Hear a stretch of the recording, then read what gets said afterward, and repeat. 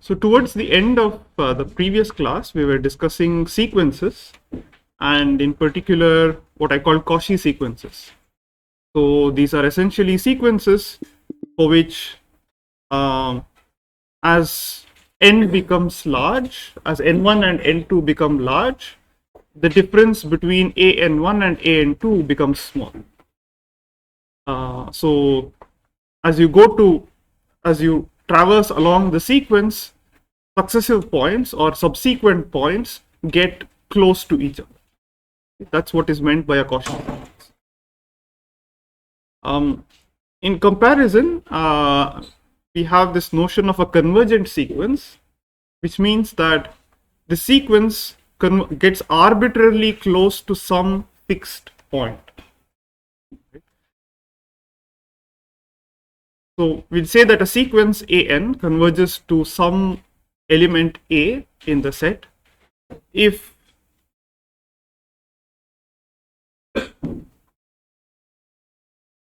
for every epsilon greater than 0, you can find some large enough n such that beyond that point, so there's some point in the horizon beyond which all subsequent elements of the sequence are arbitrarily close to, are epsilon close to a. Right, so d ana is less than or equal to epsilon for all n which is greater than or equal to.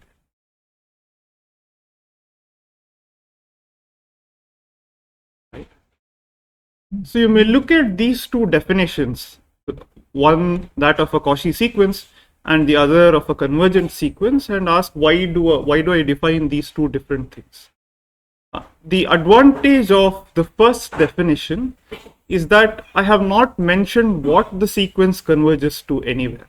It only says that an1 and an2 are sufficiently close if n1 and n2 are large enough. Right? And that can help in many ways. As we'll see, Cauchy sequence don't necessarily have to converge. That's one point. And the other point is that using this idea of a Cauchy sequence, we may be able to prove that the sequence converges, even if we can't prove what it converges to. In certain cases, it may be difficult to find out what a particular sequence converges to, but it's easier to show that the sequence converges to some point. Right? These are like technical, subtle points, but we'll see a few examples. All right. So first, let's take this example where the sequence is just 1 by 2 to the power n or 2 to the power minus n. Right? Just by looking at it, does this sequence converge? Yes? No? I need a stronger voice. Does it converge? Yes. Yes, it does converge. What does it converge to? 0. Okay. So is there no upper limit for epsilon? There is no upper limit for epsilon. Then the range of values of an can be infinitely large. Epsilon any value which is. So I'm saying that for every epsilon greater than 0, right? So if you take a large epsilon, then it's really not interesting.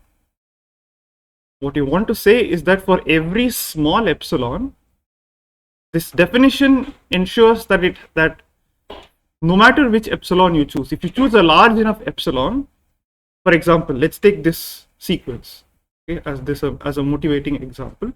If I take any epsilon which is greater than half,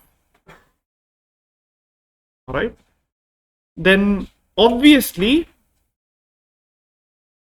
mod an minus a, in this case a is equal to 0, this is always less than or equal to half. Right? So in fact, all the elements of the sequence are less than or equal to half. So this definition doesn't give me anything useful for epsilon large. But really it becomes interesting when I take an epsilon that is small.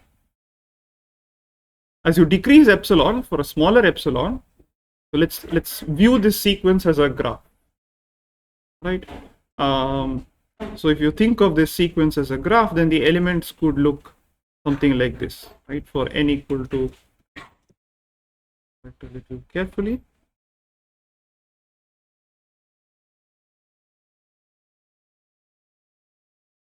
Right, so this is maybe is n for n equal to 1, 2, 3, 4, and so on. And my y-axis I have an. So I can take an arbitrary sequence, and maybe a1 is equal to some number, a2 is some other number, a3 could potentially be some other number, a4 is something like this, and so on.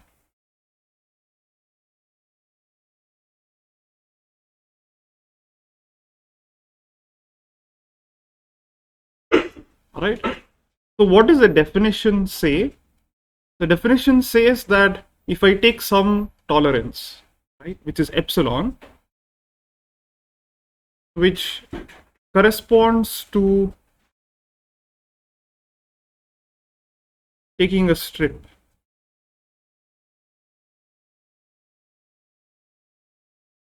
right? So you think of this strip as something of width, let's say 2 epsilon, right? So this is some strip of width 2 epsilon. If the sequence is Cauchy, or if the sequence converges, then it means that after a certain n, so beyond a certain n, all of the elements of this sequence are going to lie within this strip. They'll all be sufficiently close. Okay? If you increase the width of this strip, that is, if you increase epsilon, then all of the points will lie within this strip much sooner. If you make epsilon small, then you'll have a very large number of elements which don't lie within this strip, but beyond a certain point, they'll all lie within this strip. Does that clarify your point?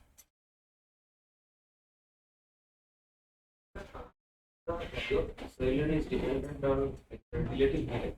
Let's say my numbers are 1 lakh, 1,30,000, 1,40,000, like that.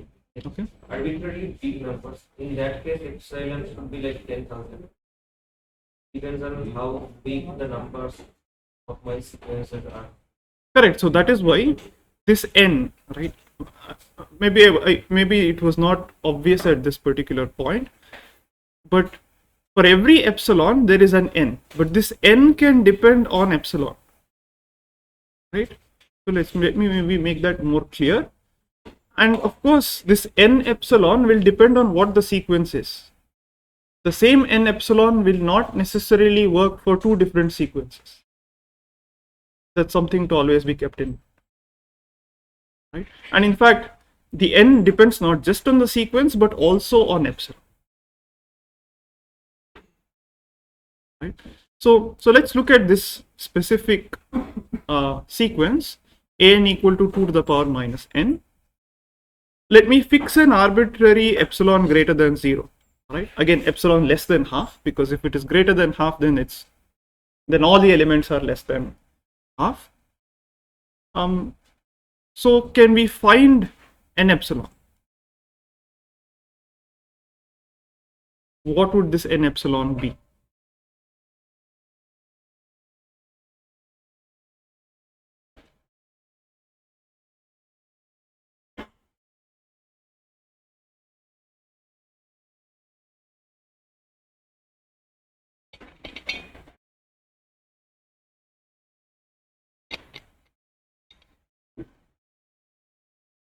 So by definition, n epsilon is that integer such that for all n greater than n epsilon, an is the distance between an and 0, or in other words, an is less than or equal to epsilon. Log the log base to epsilon, or epsilon is something which is 1 by epsilon, right? So n epsilon would be log to base 2 1 by epsilon. So if you take any n which is larger than log 1 by epsilon, then what is 2 to the power minus n? So 2 to the power minus n would be less than or equal to 2 to the power minus n epsilon, because it's a monotonically decreasing sequence. But what is 2 to the power minus n epsilon? Yeah, it's epsilon, right? Which is less than or equal to epsilon. Now, I need this n epsilon to be an integer, so maybe I'll take n epsilon to be C log 1 over epsilon. Right? Any questions with regards to this question? So basically, if you want to show that a sequence converges, then effectively what you should be able to, for every epsilon, you should be able to find this n epsilon. That is what would constitute a proof that the sequence actually converges. Right? Let's look at the second example, where an is minus 1 to the power n. Right? Does this sequence converge? It doesn't. What does the sequence look like? It oscillates. It's plus 1, minus 1, plus 1, minus 1, and so on. How do we prove that this sequence does not converge? Right? So let's take any epsilon. So effectively, if you want to show that some sequence does not converge, then you should show that if you take some epsilon, there is some epsilon that is small, such that you can pick n1 and n2, no matter which n1 and n2 you choose, the distance between them can't be made arbitrarily small. Right? So that's also the reason why this definition of a Cauchy sequence is important. So if you have the notion of a convergent sequence, where to prove that something converges, all you have to do is these elements an are arbitrarily close to this element a, the point to which it converges. But how do you show that something does not converge to anything? Right? The way to show is that you show that it is not a Cauchy sequence. Right? So let's take this example. Okay? And let me just take some epsilon, which is maybe half. Right? Now fix. So let me perhaps write it clearly.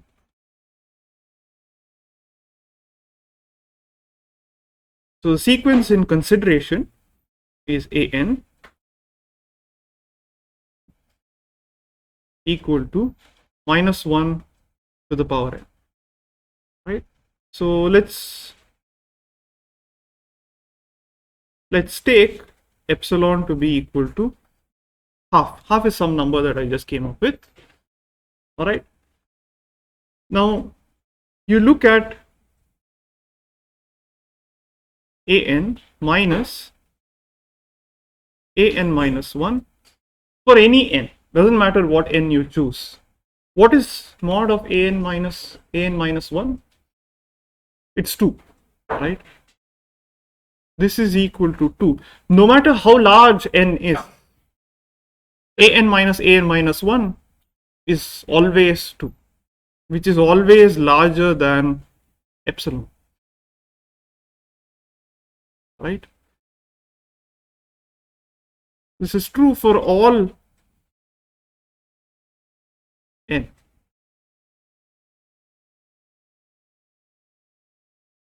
So this, therefore, by definition, this is not a Cauchy sequence.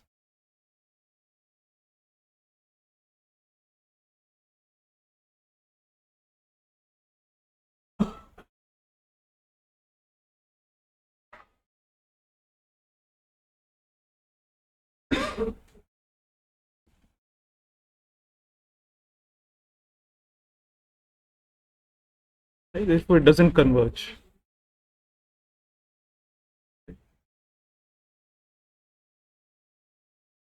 All right, let's look at something that's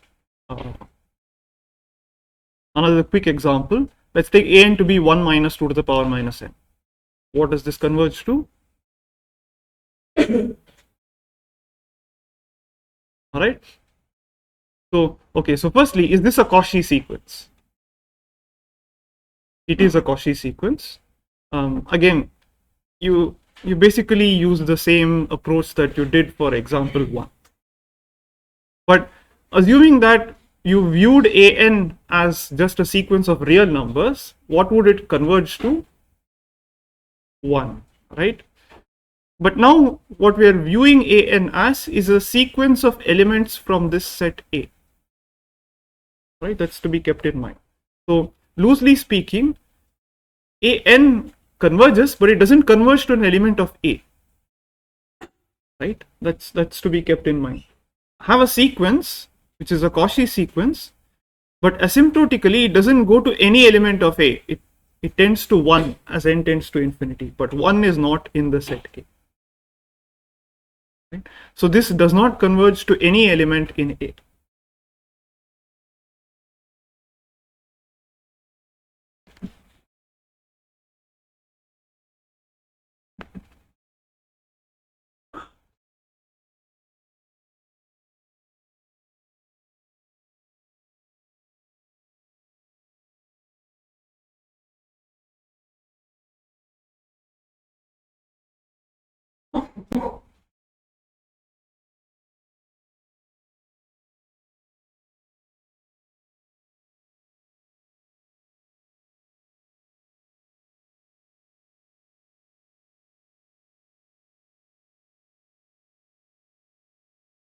Question?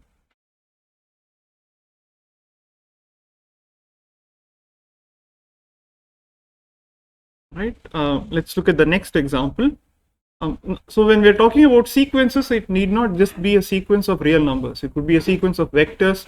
It could be a sequence of matrices. And really that is why we need all of this formalism, because we want to handle objects that are beyond our intuition. All right. We have some intuition for reals and maybe for 2D and 3D objects. But beyond that, we can't rely on intuition. We have to rely on math. Right. So let's look at this simple case. Does this sequence converge? All right. It does converge. But now you have to be a little careful. You also have to, when I say, okay, so the sequence converges. What would it converge to just by inspection? Yep. So it converges to the vector 0, 1, right? But when you say that it converges, it must mean that for every epsilon, you should be able to find an n epsilon. Correct? How do you find n epsilon?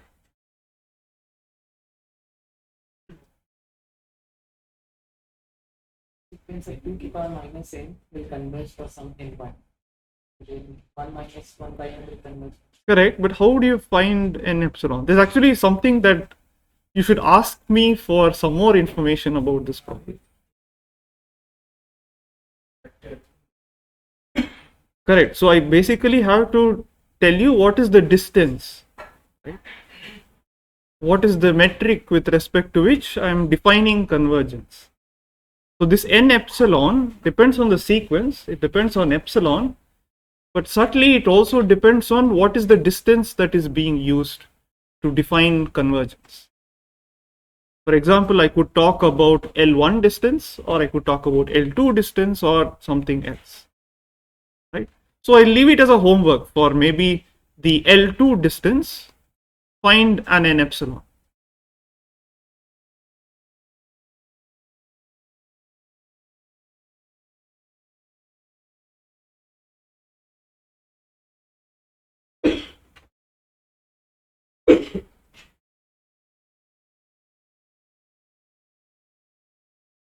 All right. Again, we have a similar example over here.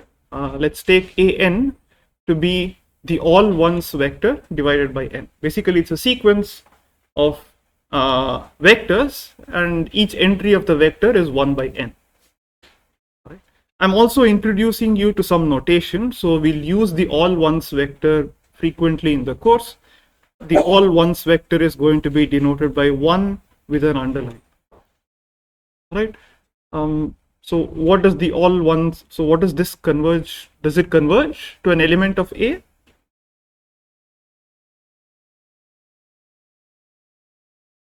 Yes. As n tends to infinity, what does an get close to? The zero vector, the all zeros vector, right? Which one? So in principle, at this point, doesn't matter which norm you're using, whether you're using the L1 or as long as you're using an LP norm.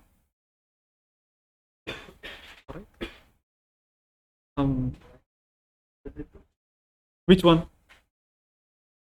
The choice of n epsilon would depend on the norm, on the distance, but whether this converges or not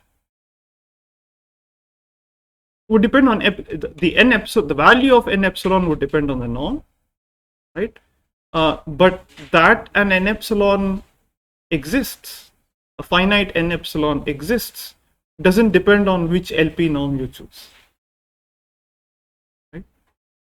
Again, there are many subtle points over here, in the sense that there's some sort of an equivalence between LP norms and so on, but let's not get into that.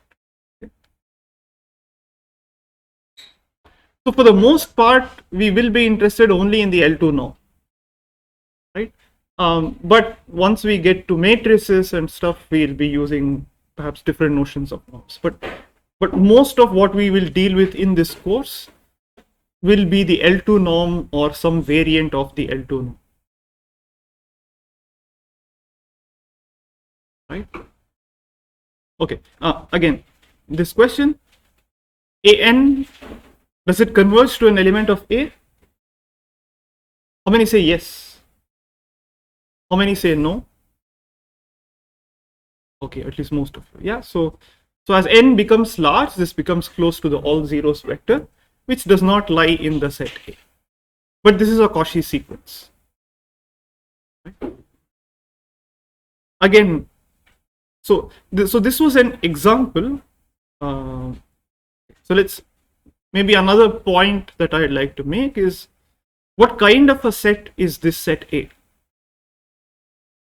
It's a closed set, right? What kind of a set is this? It's an open set, right? And as you can see, at least from the limited examples that we have seen, in a closed set, okay, if the sequence sort of converges, or if it's a Cauchy sequence, it converges to some point. Whereas if you have an open set, you can very easily construct a sequence that sort of converges to some point in the boundary. So therefore, it doesn't converge to a point within this open set, right? That's something to just keep in mind. That's also true here, right? Because this set is not closed. So you can construct a sequence of points that get arbitrarily close to the boundary. So if it converges, it can't converge to a point within this set. Okay. But what about this set Q? The set of all rational numbers, all right?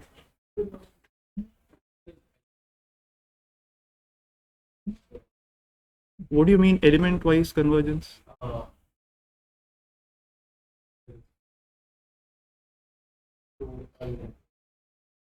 Okay, yeah, it does. So if you have a vector and each element, if you have a finite dimensional vector and each element of the vector converges to a point, then the overall vector also converges. All right, that's true. Did you want to make some other point regarding that? It does not depend on the norm. Which it does not depend on the norm.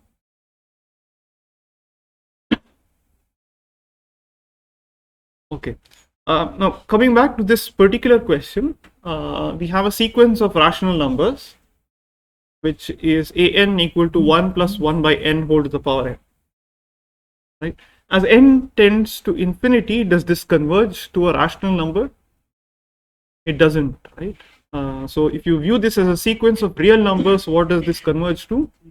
E, which is not a rational number, right? So even in this case, this is a Cauchy sequence, right? But it does not converge to a rational number.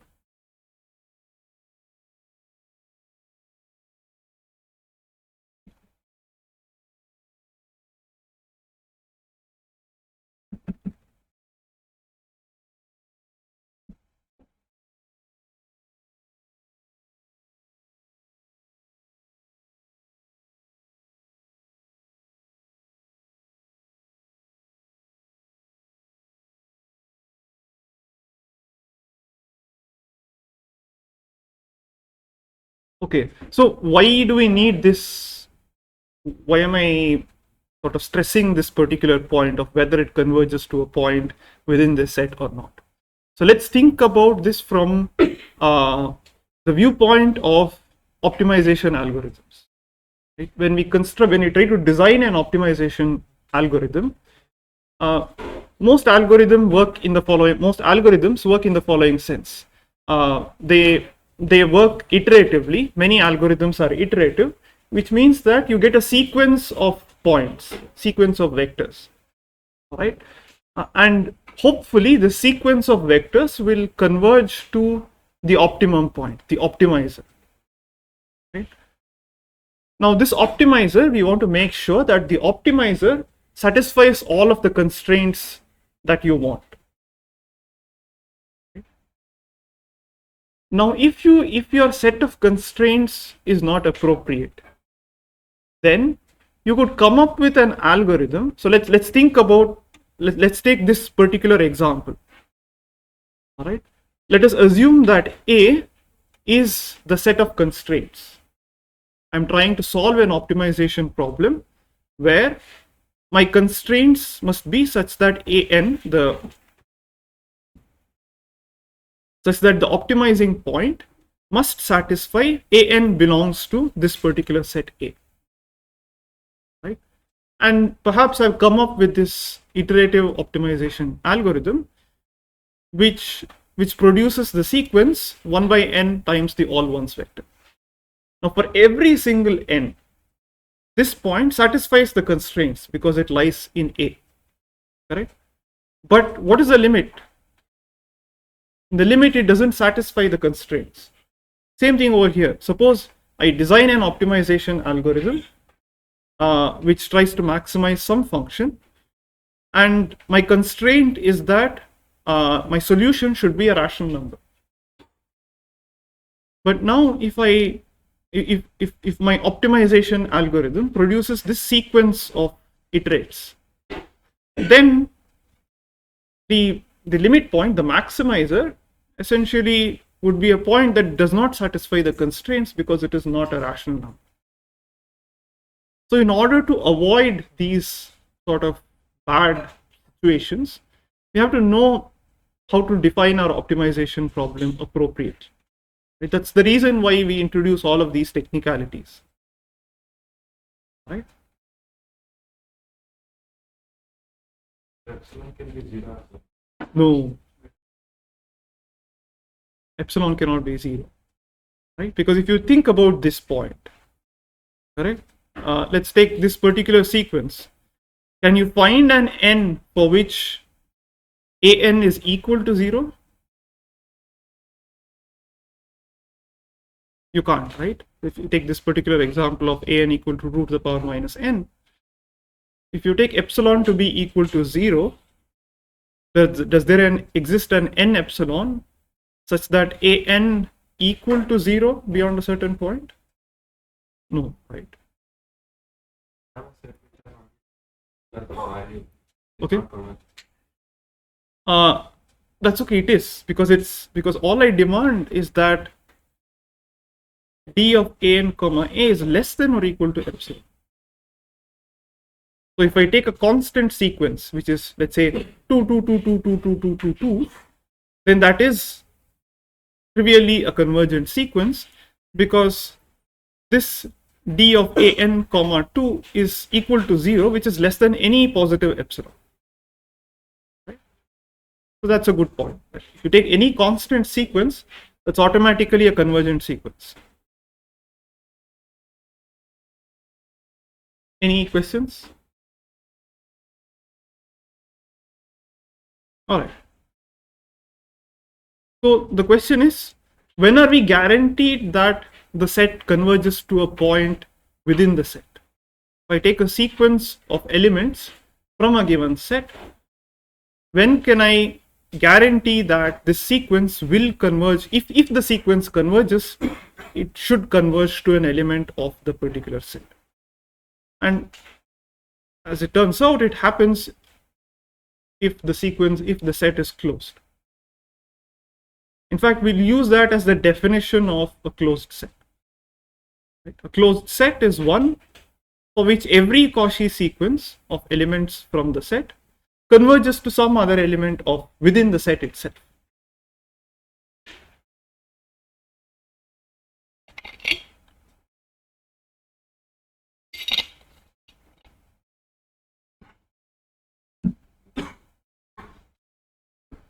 Right? So this, for example, the closed interval from 0 to 1, in fact, any closed interval is a closed set. What about this?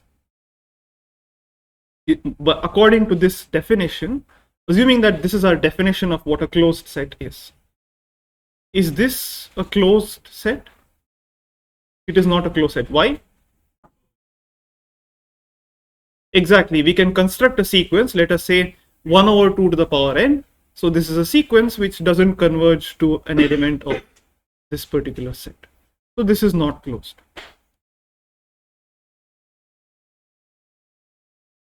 Right, great.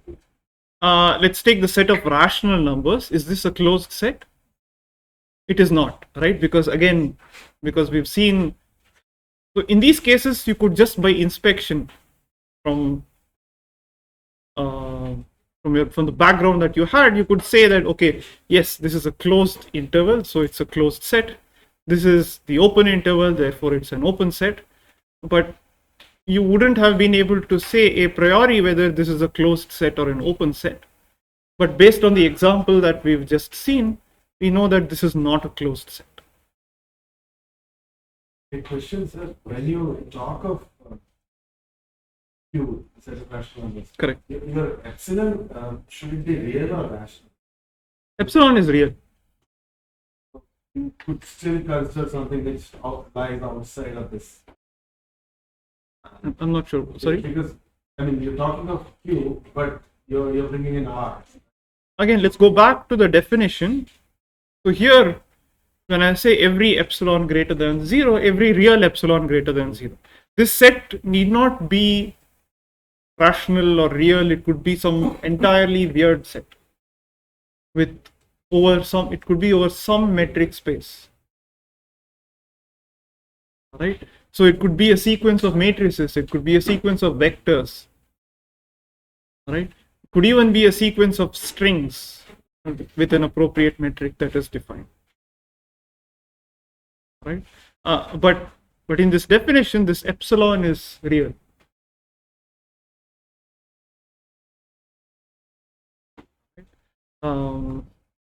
Okay, so where was I?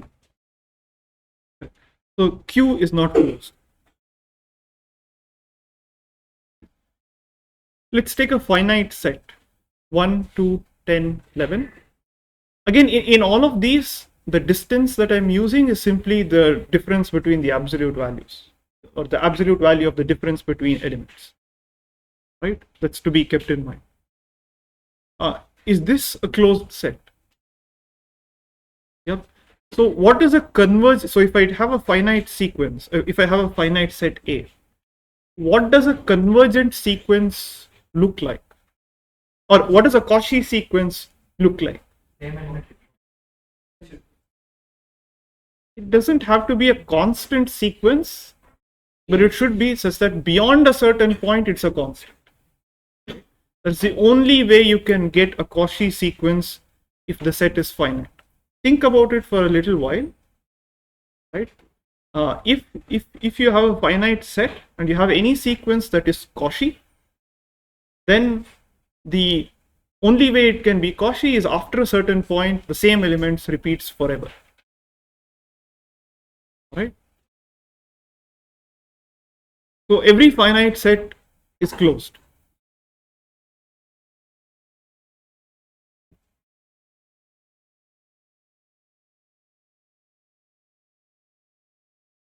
Okay. All right. So now let's look at a different example. Set of all x in Rk, Euclidean space, such that the L2 norm is less than or equal to 1.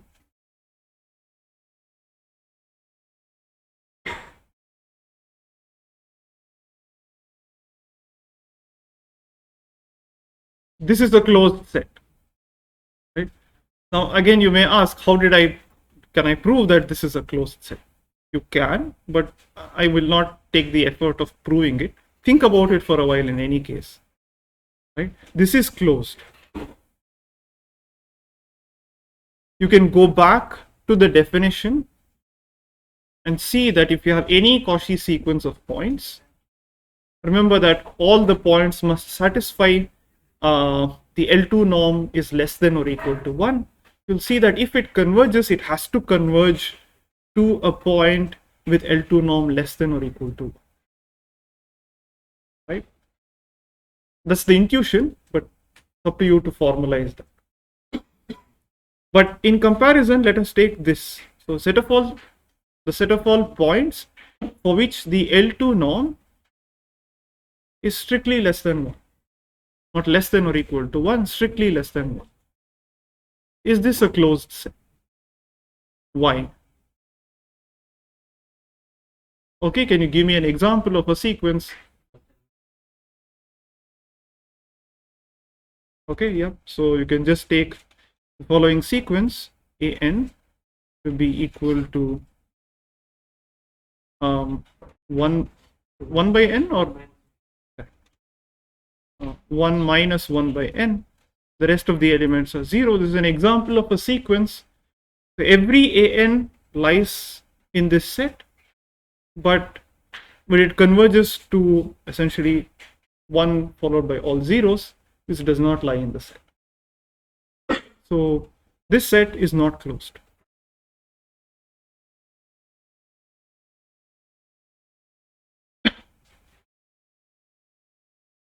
Right? It's not close. We'll come to that in just a little bit. Okay. Right now, it's a binary decision. It's closed or not closed. Okay. Fine. That's exactly what I'll get to. What is an open set? I've defined a closed set as a set for which every Cauchy sequence also converges to a point within the set. For the definition of an open set, I'll make use of this. So the open ball of radius r centered at a point x is exactly this. So it's a set of all points which satisfy that the distance to x is less than or equal to r. Sorry, it's less than r. All right.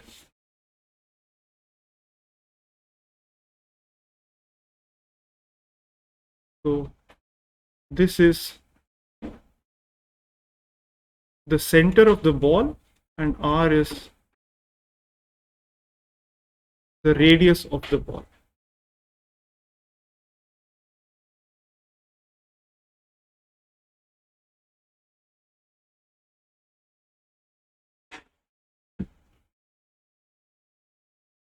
Question? What is the difference between L0 norm is basically let's go back where I have written it. So L0 norm is basically or L0, it's basically the Hamming weight, that is the number of non-zero elements in the sequence. Right? That's the L0 norm. whereas the L1 norm is essentially the sum of the absolute values of the elements.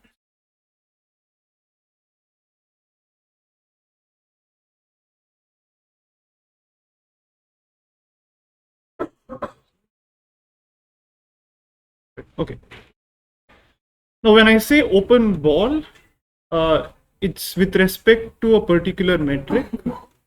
Again, typically we will assume the L2 metric, but the L1, you can also define an open ball with respect to the L1 metric, or L0 or L3, so on, any LP metric. All right. And you know what what does the L2 ball look like in let's say R2? It's basically a circle without the boundary, right? It's an open ball, so it does not include the boundary of the circle. In R3, an L2 open ball essentially is a sphere without the boundary, without the surface, right? What is it in R? Yeah, basically it's the interval, open interval from -1 to +1. Correct? But you can try to do this for let's say the L1 and L3 and L infinity distances as well. Right? Okay, so that's the definition of an open ball, and we'll use this definition of the open ball to define a general open set. Okay. So I'll say that a set, again this A is some, so it's any set A with an appropriate distance measure incorporated within this.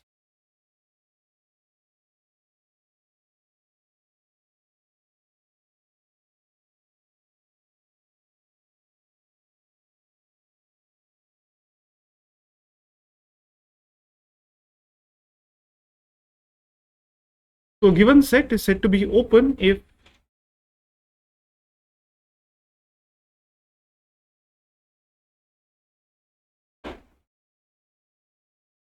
so you pick any point within this set S. Right? You pick, let's take the open interval. Right? If you take, when I say the open interval, let's say from 0 to 1, you take any point within this interval. Right? Then you can find a small neighborhood around it which lies strictly within the open interval. No matter how close you get to the boundary, no matter how close you get to 0, or no matter how close you get to 1, there's always a little more space. As long as you're within the set, there's always a little more space that is left within the set. But that doesn't happen in the closed interval. If you're on the boundary, then if you look around this particular point, there's always one direction where you go outside the set. Right? But if you're inside an open set, then no matter which direction you look in, you're still in the set. So basically for every x you can find some epsilon, could depend on x, which is strictly greater than 0, such that no matter which direction you look at,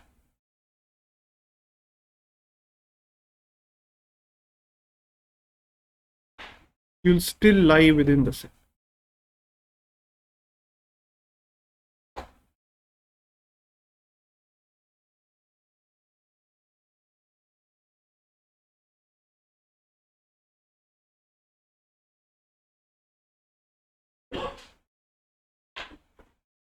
Right?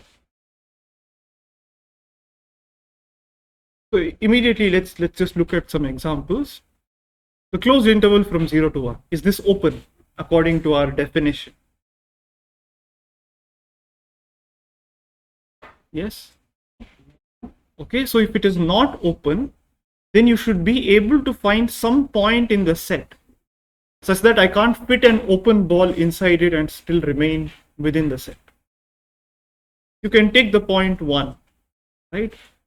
So if we take 1, which belongs to S, then what does B of 1 comma epsilon look like? It's basically the interval from 1 minus epsilon to 1 plus epsilon. And this is not a subset of S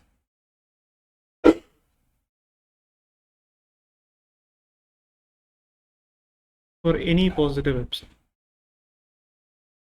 No matter how small an epsilon I choose, as long as it is greater than 0, this does not lie within S.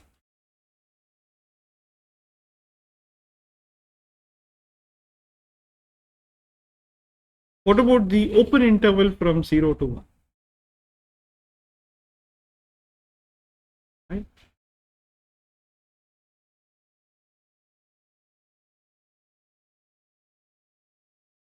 How would you prove that this is an open set? Let's take any element. Let's distinguish it between two cases, whether this element is greater than half or less than half. Right?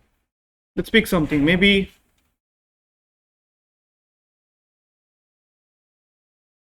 take any x which lies in S, and x is maybe greater than half. Right? Then I can write x as 1 minus some delta for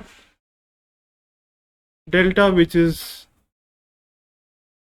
strictly greater than 0 but less than half. All right, you agree with this? So the geometric picture is the following.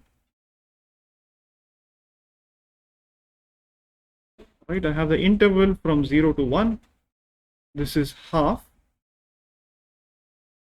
If I take any x, this x obviously cannot be equal to 1. It should be something which is strictly less than 1. So let us take this particular x. So there is some distance from x to 1. This distance is 1 minus delta. Okay. Now can I fit an open ball inside the set? I can. How do I choose the radius of this ball?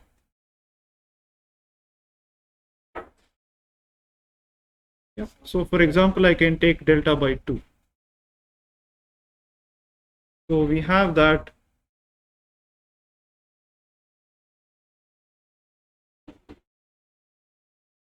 delta by 2. The distance from x, this every point within this set, within this ball, the distance from x is at most delta by 2, which means that for every point, this is less than 1 and it's greater than half, right? Or at least greater than 0.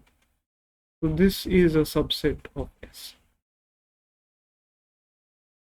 So I can find an R. If I want to show that this is an open set, I should be able to find some positive R, right? If I want to show that it is not an open set, then it means that I can't find a positive R at some particular point. Right?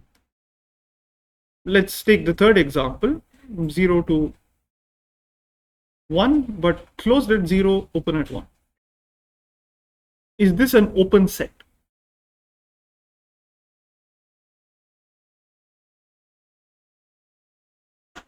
Right? So this is not open, this is an open set. Is this an open set? Why is it not an open set? Yeah, at what point can you not construct a ball?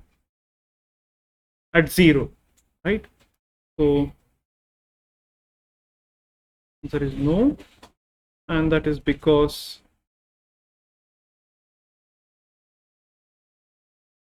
take x equal to 0, and then b x comma epsilon. This is basically the interval from minus epsilon to plus epsilon, which is not fully contained in S, no matter how you choose epsilon, as long as it's greater than 0.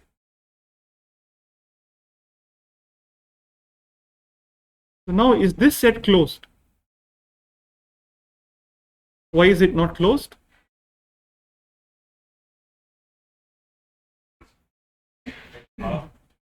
Yeah? At half? Why is the problem at half? So if it is not closed, then you should be able to find a sequence of elements from this set which doesn't converge to a point, or a Cauchy sequence of elements from this set which does not converge to a point in S. Okay. So okay, the next one, forget about it. Yeah, let's talk about this. Okay. So we're still sticking with this particular example. This set is not a closed set, as we just saw. This set is not an open set, as we just saw, but it's also not closed, because, for example, if you take the sequence 1 minus 1 by 2 to the power n, that is a sequence that converges to 1, which lies within S, and therefore it's not a closed set. So this is not open and not closed.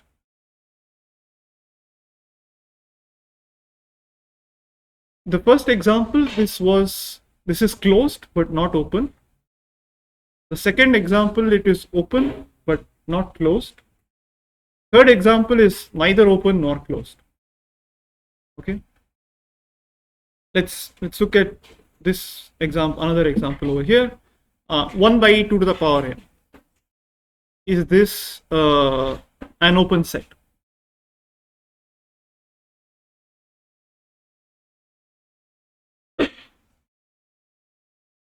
We are assuming that this is a subset of the reals, and the distance measure is still mod of x minus.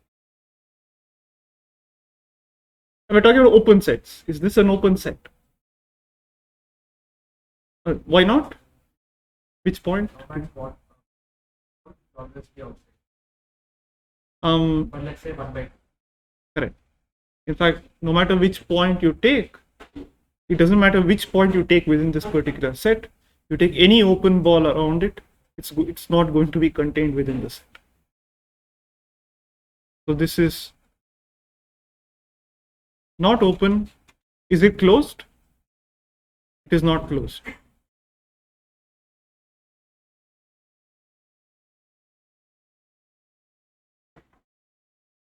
Set of all integers. It is closed but not open.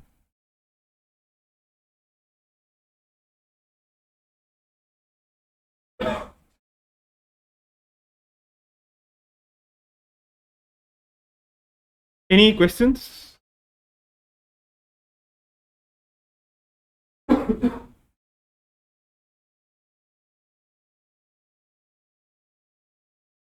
Set of all reals.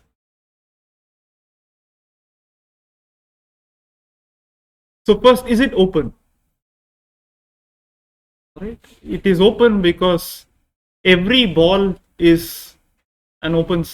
Every ball is a subset of the reals, and no matter where you center it, it still lies within the reals. So this is open. Is it closed?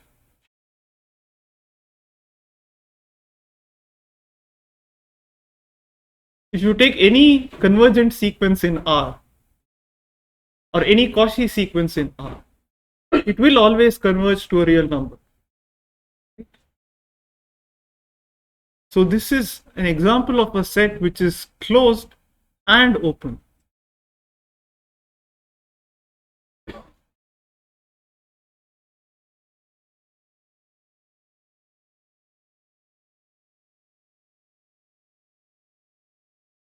So just because the set is open, it doesn't mean that it is not closed, and vice versa. If a set is closed, it doesn't mean that it is not open. Right? It's again a very subtle point.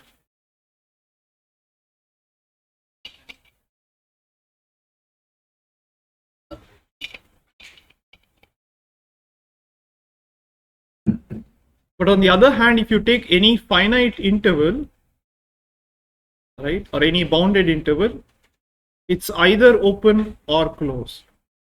It can't be both open and closed. Right? Okay, what about the empty set? Yeah. We'll say that it is open and closed.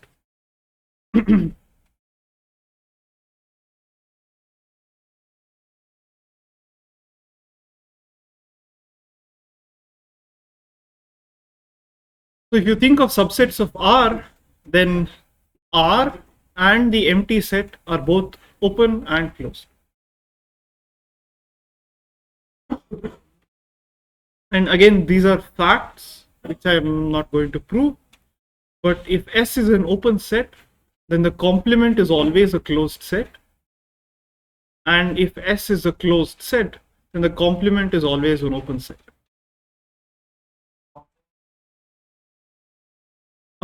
Whatever your universal set, whatever your metric space is, it could be, so we can view, again, when I say open, it is in some set.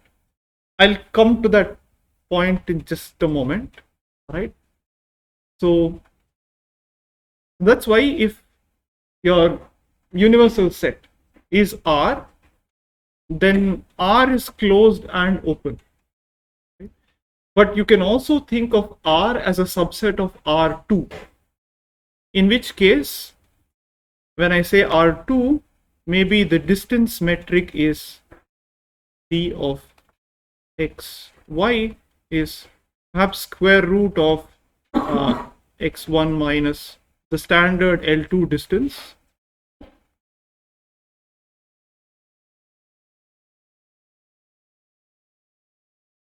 Right, so when you take R2 equipped with, say, a metric like this, then R is a subset of R2, and in this case, R is closed, but it is not open. Again, these are usually just technical points,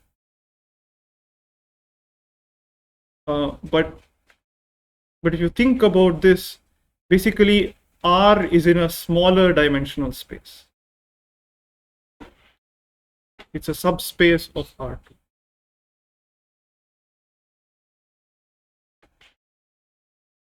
Yeah. Okay, so when I say R as a subset of R2, I mean the following set. I should have been more clear. So when I say R, this is the same as set of all x comma 0 x in. So it's basically a line. You can consider 0 comma x.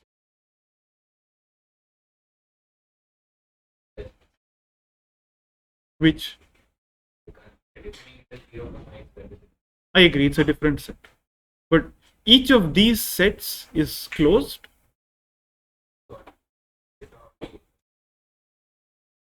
It doesn't matter which one. So in fact, I could treat this as x comma a or a comma x. So basically it's a line. Any one-dimensional set that you extract from R2 will be a closed set, but we can say as yeah. Or maybe if you want to be a little more concrete, perhaps a slightly intuitively better example is you can view R as a subset of complex numbers. All right. with again the metric being the modulus of the difference between two complex numbers, which is effectively the same thing as R2, right? Now, if you view R as a subset of complex numbers, then R is a closed set, but it's not an open set.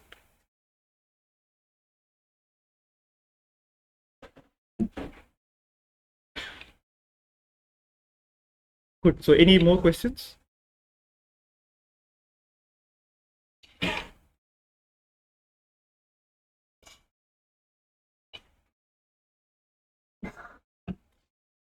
All right. Now, again, some more terminology. So we've looked at closed sets, we've looked at open sets. We look at another subset of or a sub-collection of closed sets. We'll say that a set is compact if the set is both closed and bounded. What does it mean for a set to be bounded? It means that if you take any 2 points within the set, then the distance between those 2 points is upper bounded by some number. They can't be arbitrarily far apart. Okay. There's a different definition of compact sets if you take up a real analysis book, but we are typically going to be interested in subsets of Rn, in which case compact sets are closed and bounded subsets of Rn. All right. Great. So is this a compact set? Yes. So this is compact because it's a closed set and it is a bounded set. You take any 2 points within this set, the distance between them is at most 1. All right. What about this set? This is not a compact set because it is not closed. But this is a bounded set. It is bounded but not closed.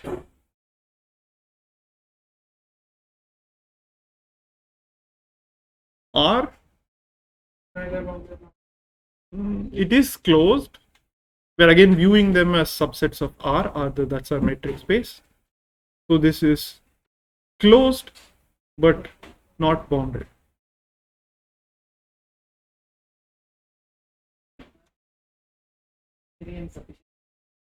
Which it is closed and bound. But for the purpose of this course, the definition of a compact set is going to be a set that is closed and bound. Again, we will assume that A is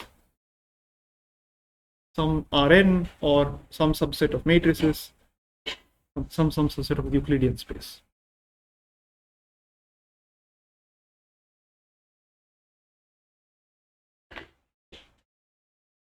Okay.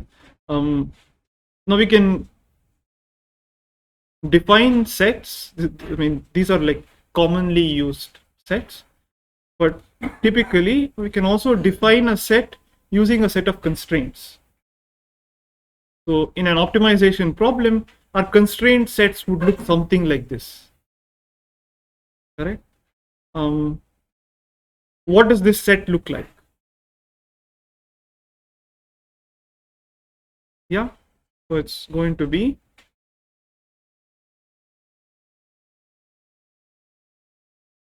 this is my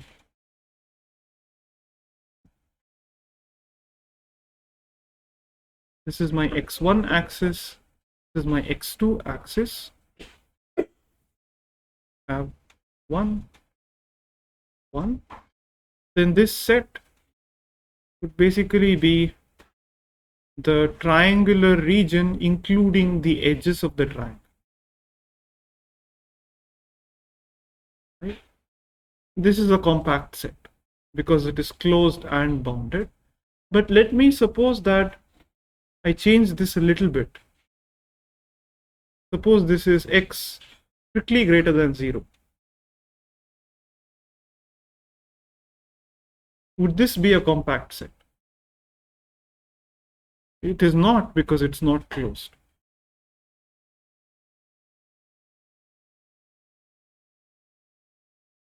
So as long as I have these less than or equal to or greater than or equal to, this set happened to be a closed and bounded set.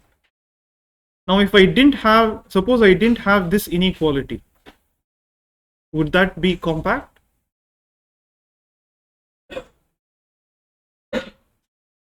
This would basically be the entire first quadrant, so it's an unbounded set and therefore not compact.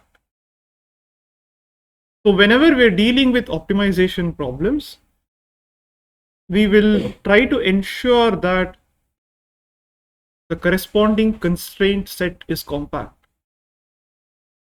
And the reason why this is helpful is because of this nice result in real analysis, which says that if you take any compact set, right, doesn't matter what the set looks like, it could be like very complicated, but as long as this set is closed and bounded, and you have a function which is continuous over this particular set, then the maximum always exists and the minimum always exists. It's a very deep result. It doesn't matter how complicated the set is. It doesn't matter how complicated your function is.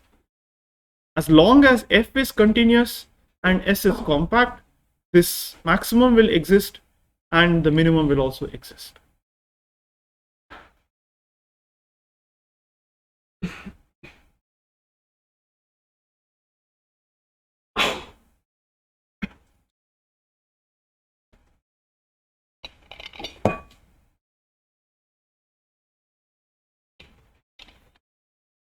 So if this agrees, then if this happens, then we're at least guaranteed that, okay, an optimizer exists. Right? Be continuous on R or S? S. So again, S can be a subset of a really complicated space. For example, S could be a subset of matrices. It could be a subset of vectors. Doesn't matter. So if you, for example, take 1 on X, 1 by X, over 0 to 1. Yes. I'll come to that very example in a minute. Okay. But just let's pause. Just look at the definition for a bit, or at least let's look at this statement. So S has to be closed and bounded. F is defined over the entire set S, and within this entire set S, it is continuous. Right? That's to be kept in mind. If this is true, then the maximum will exist and a well-defined minimum will exist. Okay? So let's take some of those examples. We start with something very basic. Maximum over x square, maximum over all x in the closed interval 0 to 1 of x square. Does this maximum exist? And what is the maximizing point? Yeah, 1. Right? Very nice. The second example, maximum of the function is x square, but your set is the open interval from 0 to 1. Does the maximum exist? No, the supremum does exist, right? But the maximum does not exist because it's not achieved by any point. The supremum is not achieved by any point within this particular set. Right? And note that this is not a compact set. It's bounded, but it is not closed. This function is continuous. Correct? Now let's go back to that. Yeah.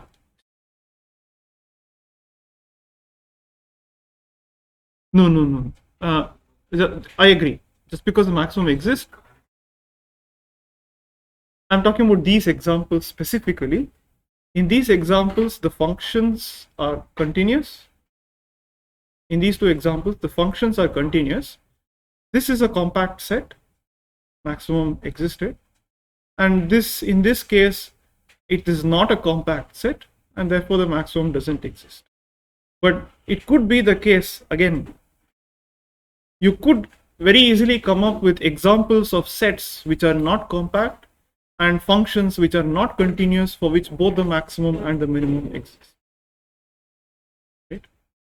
And in no way is this intended to be a proof of that particular state. Alright, so now let's think about that example that you had, which is 1 over x. 1 over x is a continuous function, but you can define the function 1 over x only in the open interval from 0 to infinity. Right? It's not defined at x equal to 0.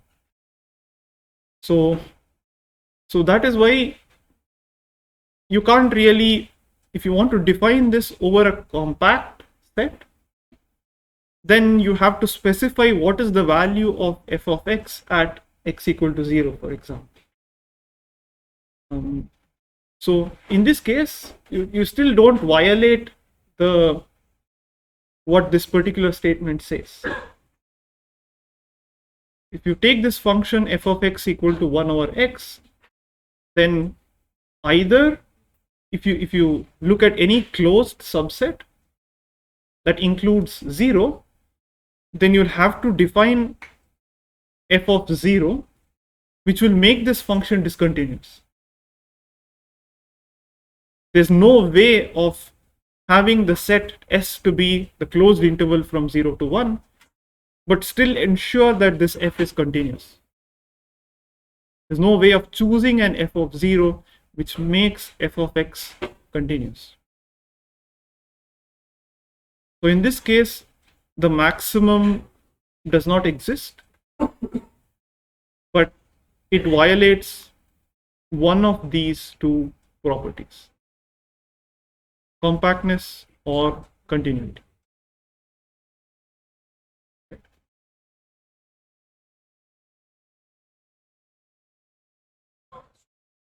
Question? Yeah. It's not continuous in the boundary. It is not continuous at the boundary. Exactly. That's the problem. Yeah, that is the problem. Yes. I mean, either you could look at it x from the open interval from 0 to 1, in which case it is continuous over the entire set. It's the same thing. Max of 1 by x, but x in the open interval from 0 to 1. This does not exist. Right? But this set is not compact.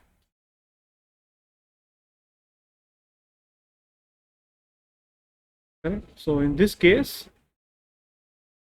this is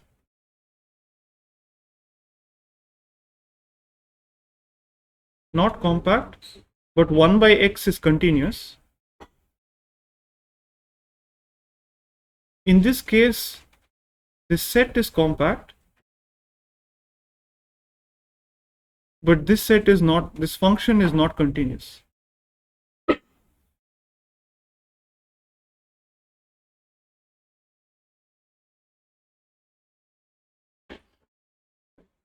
This is what makes it necessary that it should be continuous over R. It should be continuous over the set. So I could take this very example, like f of x, but I could look at the maximum from x from 1 to 2. Right? For the same function, if I look at max f of x, x in the interval 1 comma 2, this exists, right? And it's equal to f of 1, right?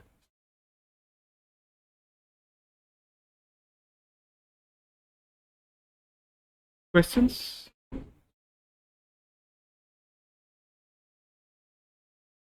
Okay, so again, let's perhaps quickly refresh our definition of continuity. When do you say that a function is continuous?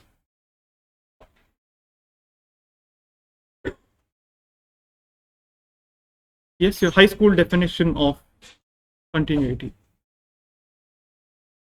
Sorry.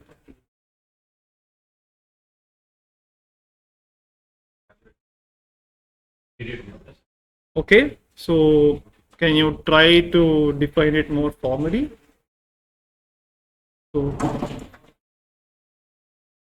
okay, It's a vector.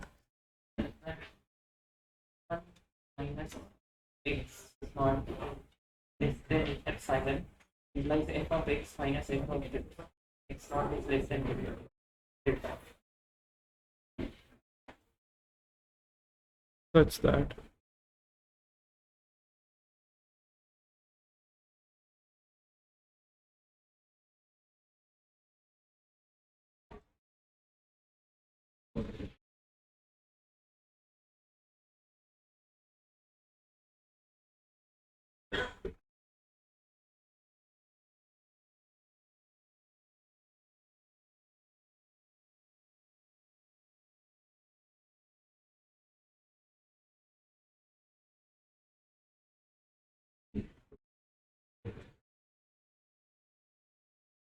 Right, basically for every epsilon greater than 0, you can, so for every neighborhood, you can find some other neighborhood for x and y, such that as long as x and y are sufficiently close, f of x and f of y are also sufficiently close. For What should be I'm sorry, there's no x there.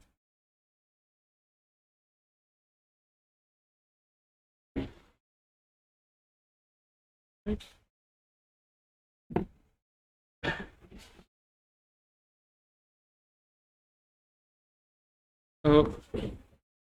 A useful method of checking continuity is the following result. So a function is continuous at x if every sequence, if you take any sequence that converges to x, then the sequence of function values should also converge to f of x.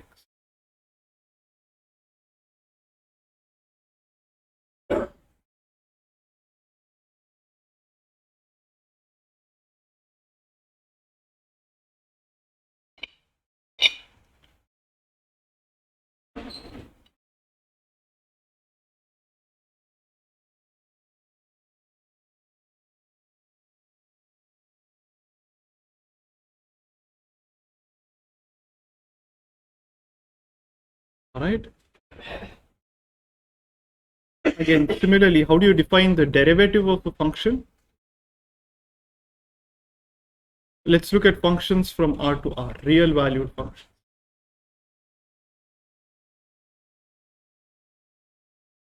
When do you say that the function is differentiable at a point?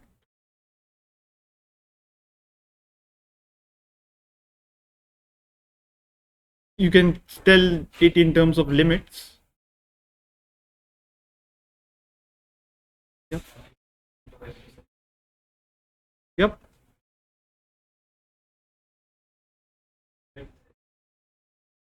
Whatever epsilon tends to 0, f of x plus epsilon minus f of x divided by epsilon. If this exists, which one? Again, I'm not saying that epsilon has to converge from the right or from the left. So when I say this, effectively, no matter which direction it goes to 0, if this exists, then I say that the derivative exists at that particular point, and this value is called the derivative of that particular.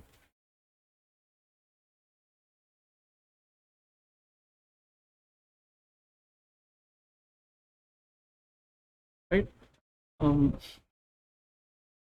But you can think of it in a slightly different way. I'll define it in a little bit differently. So I'll say that f is differentiable if there exists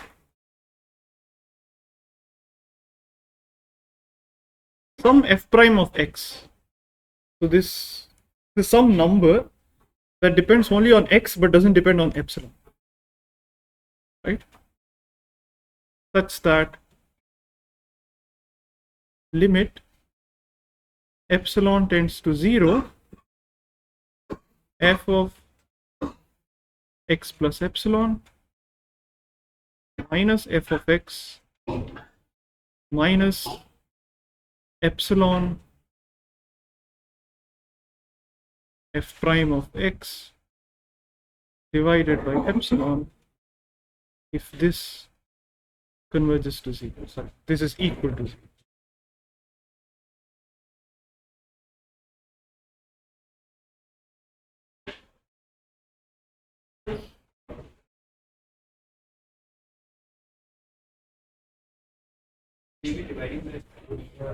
I'm sorry? Yep, I have to divide by epsilon. I mean, otherwise it's trivial, right? Because if I don't divide by epsilon, then the remaining quantity for sure will converge to 0 as long as f is continuous.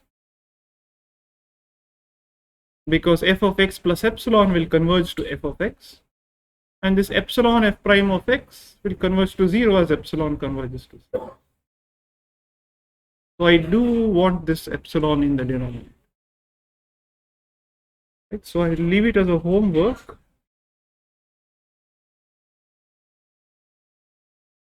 So that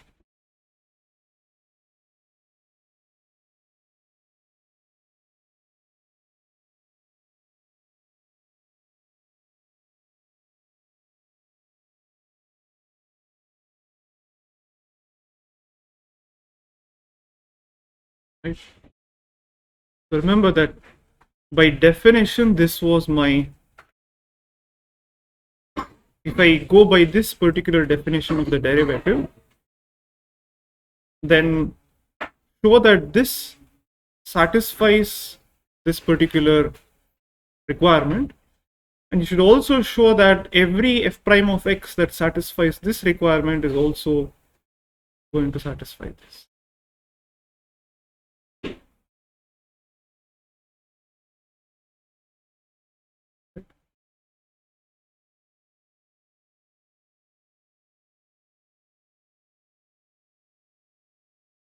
Questions?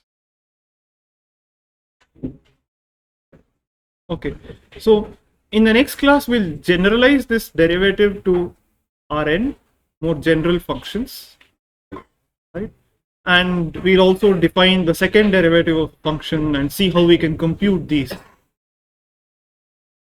Okay. So let's stop here.